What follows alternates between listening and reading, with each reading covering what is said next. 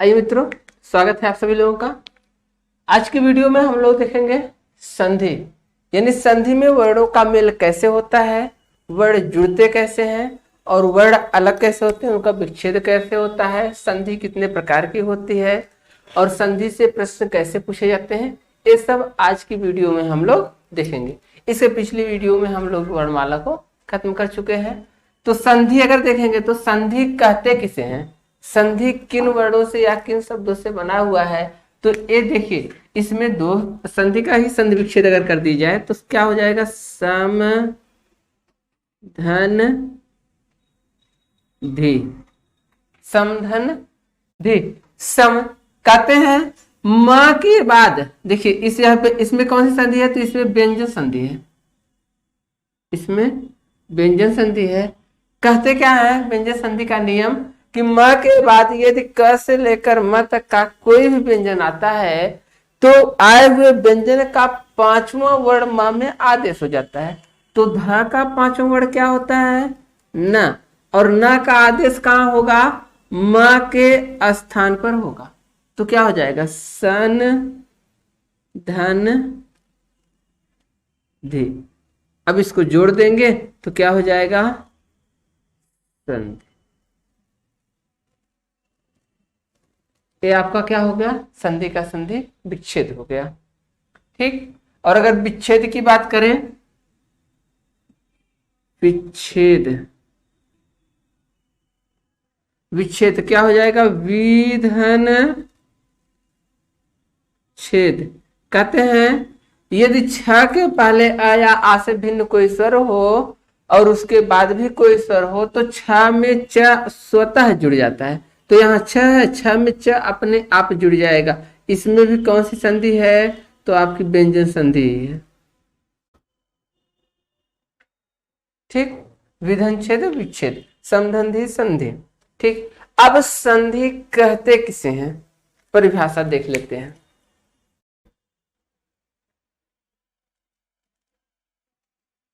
एक एक चीज देखते हुए चलिए आप लोग, जहां जो चीज न समझ में आए उसके लिए आप लोग कमेंट बॉक्स में कमेंट कर सकते हैं।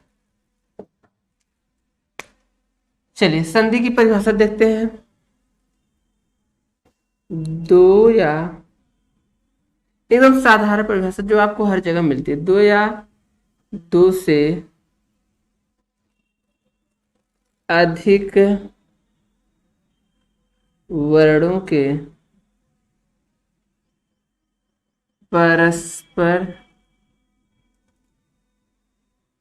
मेल से उत्पन्न होने वाले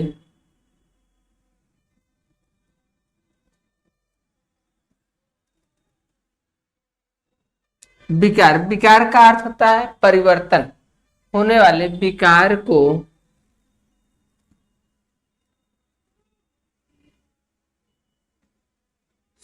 संधि कहते हैं। ये परिभाषा तो आपको हर जगह मिल जाती है, लेकिन केवल इतना कह देना संधि की परिभाषा पूर्णतः नहीं हो जाती है। अब संधि में होता क्या क्या है वो भी आगे देखते हैं।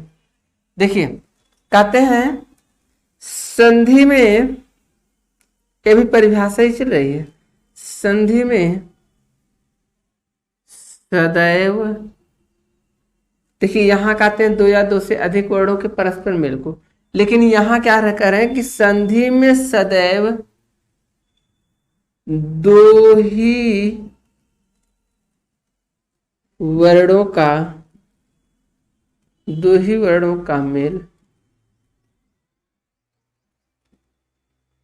एक बार में होता है।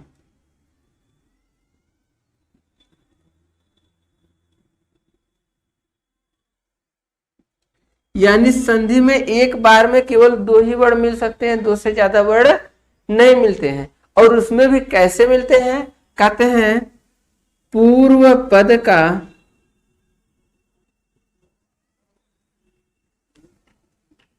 अंतिम वर्ण, पूर्व पद का अंतिम वर्ण उत्तर पद के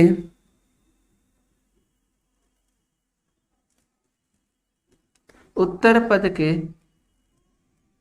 प्रथम वर्ण से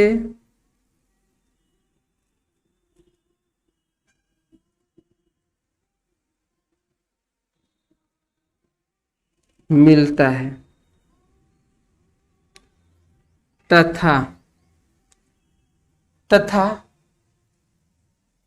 तथा ये दोनों वर्ण मिलकर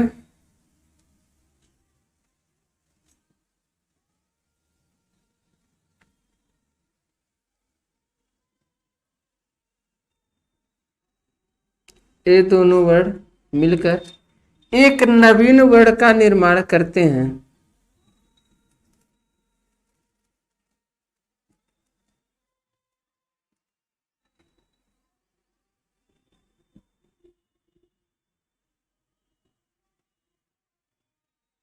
एक नवीन वर्ण का निर्माण करते हैं जिसे जिसे संधि वर्ण कहते हैं। अभी परिभाषा हम पुनः आपको समझाते हैं, जिसे संधि वर्ण कहते हैं। ठीक, जिसे संधि वर्ण कहते हैं। अब देखिए इसी संधि वर्ण का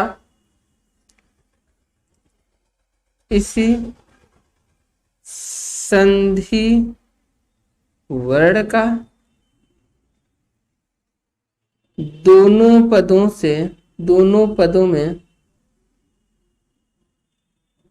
पूर्ण योग होकर या पूर्ण योग होने से संधि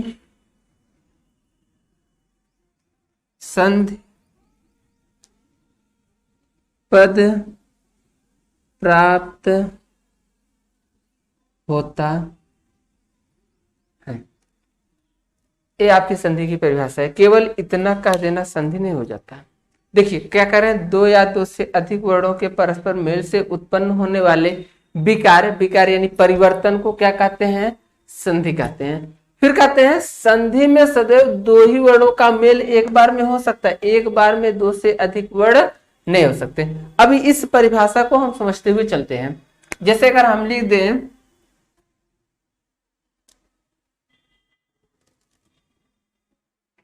जल धन उदक, जलधन उदक। अब देखिए कहते हैं संधि में सदैव दो ही वर्णों का मेल एक बार में होता है, और जो होता है वो होते क्या है, कहते हैं पूर्व पद का अंतिम वर्ण। अब पूर्व माने पहला पद हो गया, ये आपका क्या हो गया, पहला पद, और ये क्या होगा आपका उत्तर पद। पूर्व पद और उत्तर पद। फिर कहते हैं पूर्व पद का अंतिम वर्ण। अब पूर्व पद का अंतिम वर्ण हमें कैसे प्राप्त होगा, चलिए किसी भी व्यंजन पर जब हम हलंत लगाते हैं तो उसमें जो स्वर होता है वो निकल कर बाहर आ जाता है। ठीक, इसके बाद आपका क्या बचता है, उदक। अब जो अ निकल कर बाहर आया, यह अ क्या हो जाएगा, पूर्व पद का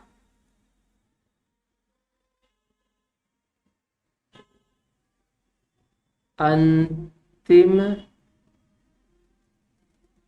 वर्ण। ये हो गया पूर्व पद का अंतिम वर्ण। और जो उ है ये हो जाएगा उत्तर पद का पहला वर्ण, उत्तर पद का पहला वर्ण।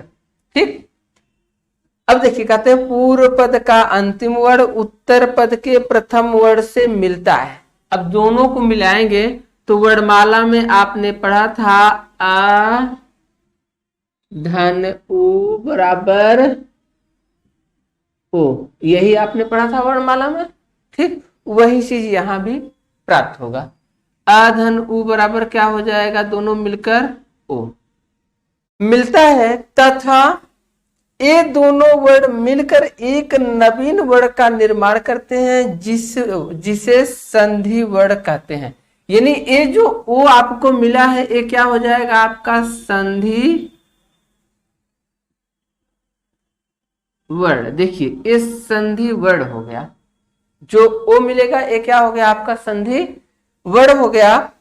इसी संधि वर्ड का दोनों पदों में पूर्ण योग होने से संधि पद प्राप्त होता है। यानी दोनों पदों में पूर्ण योग होगा, यानी यहां पर है जल धन ओ, अब ऊ तो आकर इसमें मिल गया, बचेगा क्या दक। ठीक, अब हमको पता है कि स्वर हमेशा पीछे से जुड़ता है। अब जब कोई स्वर जुड़ता है किसी व्यंजन में तो ये मात्रा के रूप में जुड़ता है ना, तब क्या हो जाएगा जलोदक। ये आपका क्या हो गया संधि पद। इतने ये क्या हो गया आपकी संधि की परिभाषा हो गया। ठीक, फिर से एक बार देख लीजिए, संधि में सदैव दो वर्णों का मेल होता है, दो से अधिक वर्ण एक बार में संधि में नहीं मिलते हैं। यानी आपका आ धन उ क्या हो गया, दो वर्ण हो गया, ये दोनों एक बार में मिलेंगे और जब मिलते हैं तो ये दोनों वर्ण मिलकर एक संधि वर्ण का निर्माण करते हैं, जिसे आप संधि वर्ण नाम देते हैं। अब कहते हैं ओ का दोनों पदों में पूर्ण योग होगा, यानी ओ का मेल इस जल और दक के साथ होगा तो क्या बनेगा जलोदक। ये आपके संधि की पूर्ण परिभाषा है, यानी ये आपकी संधि परिभाषित हो गई। संधि में देखिए क्या क्या होता है, संधि में पहला पद यानी पूर्व पद होता है, उत्तर पद होता है। फिर संधि में ही पूर्व पद का अंतिम वर्ण होता है, उत्तर पद का भी पहला वर्ण होता है। फिर दोनों पद मिलकर दोनों वर्ण मिलकर एक वर्ण का निर्माण करते हैं, जिसे आप संधि वर्ण कहते हैं। फिर जब दोनों पदों के साथ इस वर्ण का पूर्ण योग होता है तो इसे क्या कहते हैं आप संधि पद कहते हैं।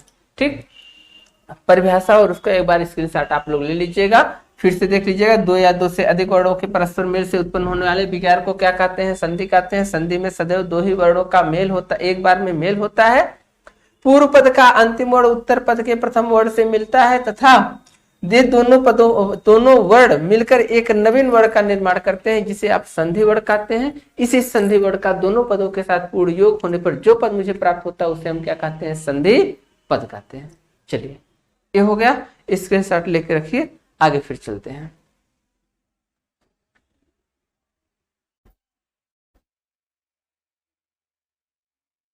चलिए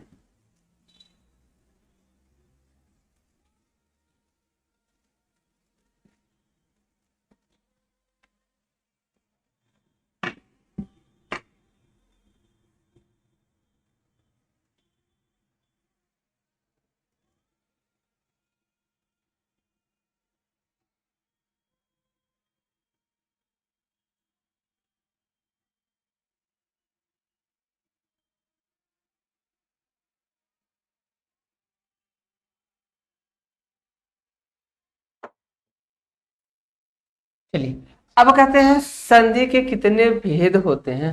तो संधि के कुल कितने भेद होते हैं, तीन भेद होते हैं। कौन कौन से होते हैं ये देख लेते हैं। पहला आपका होता है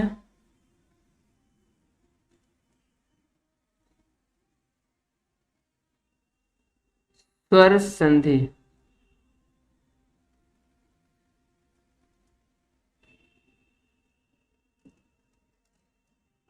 पहला स्वर संधि होता है और दूसरा होता है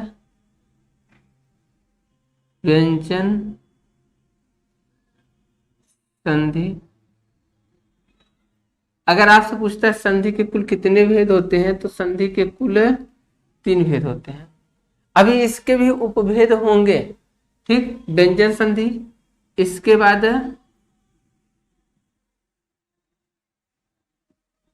विसर्ग संधि। स्वर संधि, व्यंजन संधि और विसर्ग संधि। अब स्वर संधि का मतलब क्या होता है, व्यंजन संधि का मतलब क्या होता है, और विसर्ग संधि का मतलब क्या होता है, इन तीनों का रूप कैसे होता है, इन तीनों में वर्णों का मेल कैसे होता है, ये चीजें अभी हम देखेंगे एक एक करके। ठीक, जब हम बात करते हैं स्वर संधि का, तो स्वर संधि क्या कहती है, स्वर से स्वर का मेल होने पर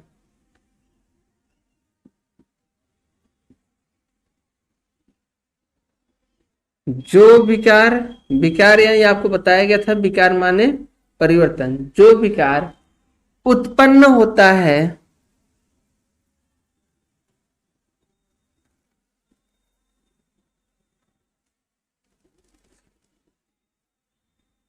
उसे स्वर संधि कहते हैं। ठीक, यानी स्वर से स्वर का मेल होने पर जो विकार उत्पन्न होता है उसे क्या कहते हैं, स्वर संधि कहते हैं। अब व्यंजन क्या कहता है कि व्यंजन का मेल जब किसी व्यंजन वर्ण का व्यंजन वर्ण का व्यंजन वर्ण का मेल स्वर अथवा व्यंजन वर्ण से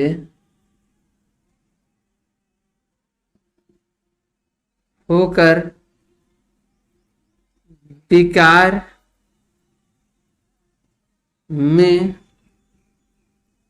परिणित होता है,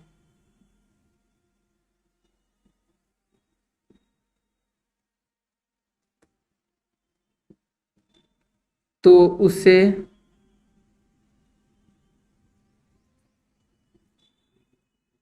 व्यंजन संधि,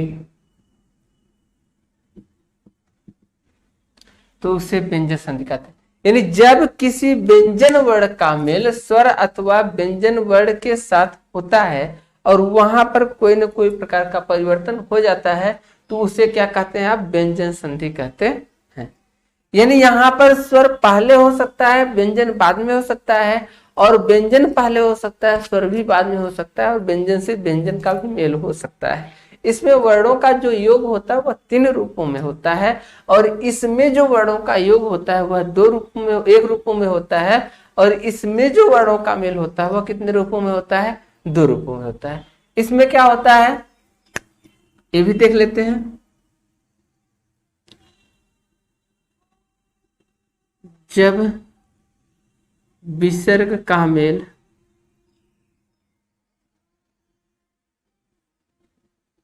जब विसर्ग का मेल स्वर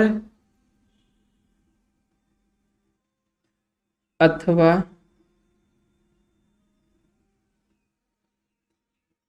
व्यंजन वर्ण के साथ होता है,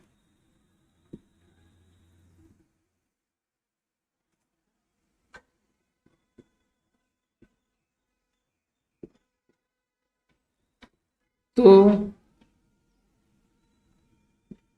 उसे विसर्ग,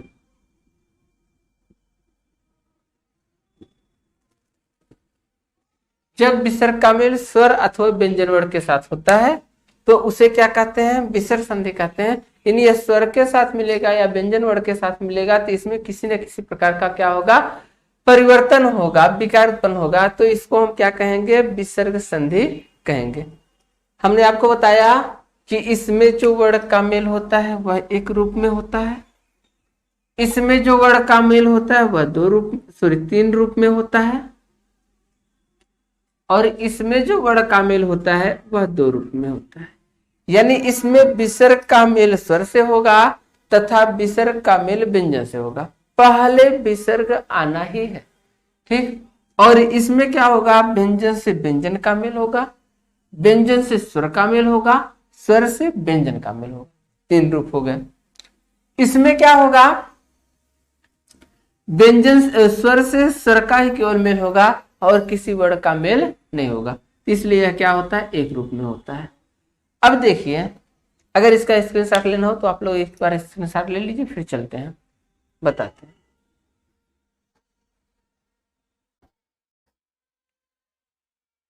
हो गया। अब देखते हैं, अगर आपसे कभी पूछता है कि स्वर में कौन सी संधि है, तो स्वर में स्वर संधि है। कैसे? अभी तक हम संधि में देखे कौन सी संधि थी, और उसके बाद विच्छेद में देखे कौन सी संधि थी। अब आपसे देखते हैं स्वर में कौन सी संधि है। अगर स्वर की बात करेगा तो स्वर में स्वर संधि है। कैसे है ये देख लेते हैं। स्वर का संधि विच्छेद करेंगे तो क्या होगा, सूधन अर, सूधन अर। अब देखिए यहां पर सूधन अर है, अभी हम पहले इसके पढ़ चुके हैं, देख चुके हैं कि किसी भी व्यंजन में जब हम हलंत लगाते हैं तो इसमें लगा हुआ स्वर मूल रूप में बाहर आता है। तो स्वर में कौन सा वर्ण लगा हुआ है, स्वर लगा हुआ है, तो व्यंजन सॉरी तो छोटा ऊ लगा हुआ है, तो छोटा ऊ क्या होगा, मूल रूप में बाहर आएगा।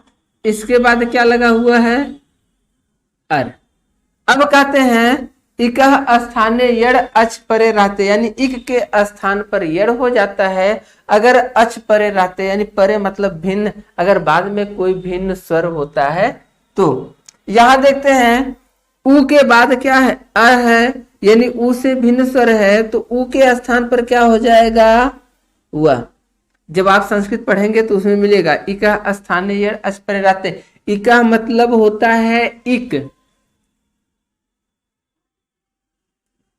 इक, इक का मतलब होता है, संस्कृत की बात करते हैं, ई उ री और रे, ये चार वर्ड हो गए ना, ई उ री रे।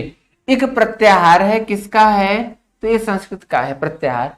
कहते हैं इका स्थाने यड़, यानी इक के स्थान पर यड़ हो जाता है। यड़ का मतलब या व र ल, ठीक। इका स्थाने यड़, यानी ई के स्थान पर या हो जाता, उ के स्थान पर व, री के स्थान पर र, ली के स्थान पर ल। जब संधि पढ़ाएंगे तब अच्छे से बताएंगे, जब यड़ संधि में क्वेश्चन है तो बताएंगे आपको। इका स्थाने यड़ अच परे रहते, अच का मतलब होता है अच परे, परे माने होता है पर माने दूसरा, यानी अगर कोई दूसरा स्वर आता है तब, यानी ई के बाद ई का समान स्वर नहीं आना चाहिए, उ के बाद उ का समान स्वर नहीं आना चाहिए, री के बाद री का समान स्वर नहीं आना चाहिए, ली के बाद ली का समान स्वर नहीं आना चाहिए। यानी इनका समान स्वर नहीं आता है, अगर भिन्न स्वर आता है तो इनमें क्या हो जाता है, भेद हो जाता है। ई का या हो जाता है, उ का व हो जाता है, री का रा हो जाता है, री का ल हो जाता है। उसी प्रकार यहाँ उ के बाद असमान स्वर आया है तो उ का व हो जाएगा, और यहाँ पर स आपका बचा हुआ है, फिर इसके बाद है अर। करना कुछ नहीं है, अभी पहले भी हम लोग एक बार देख चुके हैं, नियम को समझते हुए संधि की परिभाषा जब हम लोग देख रहे थे तो वहां पर हम लोगों ने देखा कि स्वर हमेशा कहां से जुड़ता है, पीछे से जुड़ता है, व्यंजन हमेशा आगे से जुड़ता है। तो स जाकर किस में जुड़ेगा, व में जुड़ेगा, तो स हलंत आधा हो जाएगा, व में आ आकर जुड़ेगा तो वह पूरा हो जाएगा। इसके बाद क्या बचा हुआ है, र, आपका हो जाएगा स्वर। ठीक, इतना हो गया। यानी स्वर में कौन सी संधि है, स्वर संधि है, ये आप समझ लीजिए। इसके बाद व्यंजन की बात करेंगे तो व्यंजन में कौन सी संधि है, तो व्यंजन में व्यंजन संधि है।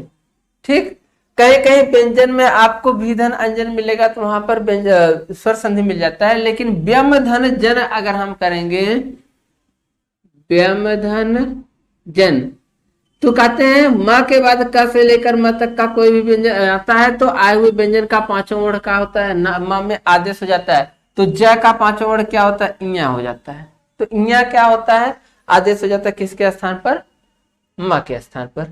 ठीक, अब विधन सर्ग बराबर विसर्ग हो गया आपका, ये विधन सर्ग हो जाएगा विसर्ग संधि। ठीक, इतना हो गया। एक बार इसका स्क्रीनशॉट आप लोग मार के रख लीजिए, आगे फिर हम चलते हैं किसके कितने भेद होते हैं। ठीक,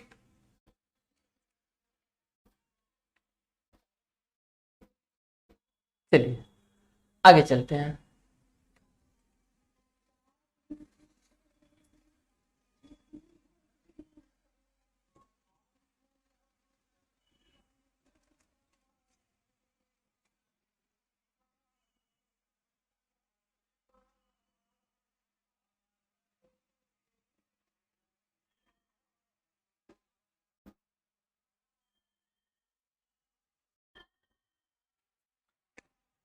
यहां स्वर संधि थी ना।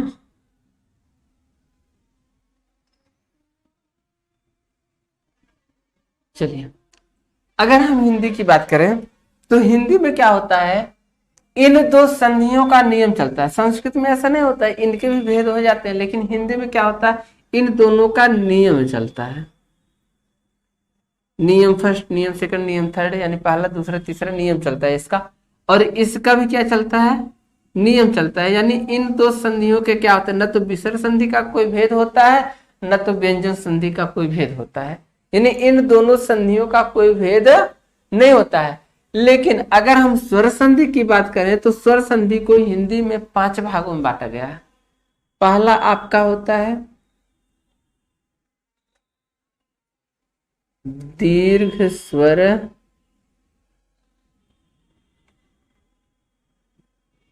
संधि, दूसरा होता है गुण स्वर संधि। ये आपका पहला हो गया, ये आपका दूसरा हो गया। इसके बाद तीसरा वृद्धि स्वर संधि। फिर इसके बाद चौथा आपका होता है यड़ स्वर संधि। पांचवा आपका होता है अयादि स्वर संधि। यानी दीर्घ स्वर संधि, गुण स्वर संधि, वृद्धि स्वर संधि, यड़ स्वर संधि और अयादि स्वर संधि। अब दीर्घ का मतलब होता है बड़ा, बड़ा यानी किसी भी चीज को बड़ा बना देना। जैसे आपको बताया गया था अ धन अ बराबर आ, ठीक, ई धन ई बराबर ई, ऊ धन ऊ बराबर ऊ, री धन री बराबर बड़े री। तो दीर्घ का मतलब होता है बड़ा, लेकिन इसमें सब में क्या होता है, केवल स्वरों का मेल होता है, ठीक, क्योंकि ये क्या है, स्वर संधियां हैं। दीर्घ मतलब बड़ा, जहां स्वर से स्वर का मेल हो और बड़ा रूप धारण करता हो वहां क्या होगा, आपका दीर्घ स्वर संधि होगा। गुण में गुण होता है, यानी ए और ओ होते हैं, जहां अ का मेल ई अथवा उ से होता है और यह क्या करते हैं, परिवर्तित करते हैं। री का मेल क्या होता है, र से होता है, सॉरी अ का मेल क्या होता है, री से भी होता है, तो वो अर रूप धारण करता है। तो ऐसे संधि को क्या कहेंगे, गुण स्वर संधि कहेंगे। अभी इसको एक एक करके हम लोग पढ़ेंगे आगे के वीडियो में, ठीक। वृद्धि स्वर संधि का मतलब होता है वृद्धि करना, वृद्धि करना यानी किसी भी चीज का वृद्धि कर देना। जैसे आप ए पढ़े थे, ये में एक और ए, यानी यहाँ पर देखिए ए था और इसमें हमने क्या किया, एक मात्रा की वृद्धि कर दिया ना, तो एक इसमें आ जाएगा, वृद्धि संधि में आ जाएगा, जहां मात्राओं की वृद्धि हो जाती है, ठीक। इसके बाद क्या होता है, यड़ स्वर संधि। अभी आपने पढ़ा कि स्वर में कौन सी संधि है, तो स्वर में स्वर संधि है, यड़ स्वर संधि है, यानी इकह स्थाने यड़ अच पर परे रहते, इक के स्थान पर यड़ हो जाता है, अच परे रहते, तो इसको क्या कहते हैं, यड़ संधि कहते हैं। फिर कहते हैं अयाद संधि। अयाद में क्या होता है, ए का ऐ का आय, ओ का औ का आव हो जाता है। इसमें भी स्वरों का परिवर्तन होता है, व्यंजन में और स्वर के रूप में हो जाता है, ठीक। तो इसके स्वर संधि के कितने भेद आपको बताए गए, तो स्वर संधि के 5 भेद बताए गए हैं। संस्कृत में जाते हैं तो कुछ भेद इसके बढ़ जाते हैं, और इसके क्या चलते हैं, नियम चलते हैं, और इसके भी क्या चलते हैं, नियम चलते हैं, ठीक।